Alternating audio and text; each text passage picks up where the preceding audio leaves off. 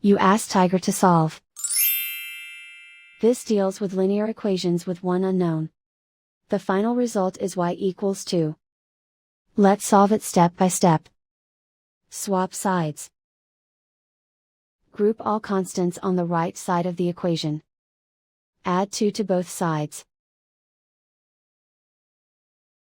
Simplify the arithmetic.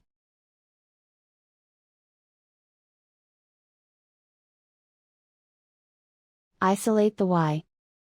Multiply both sides by 2. Group like terms. Multiply the coefficients. Simplify the fraction. Remove the ones. And so the final result is y equals 2.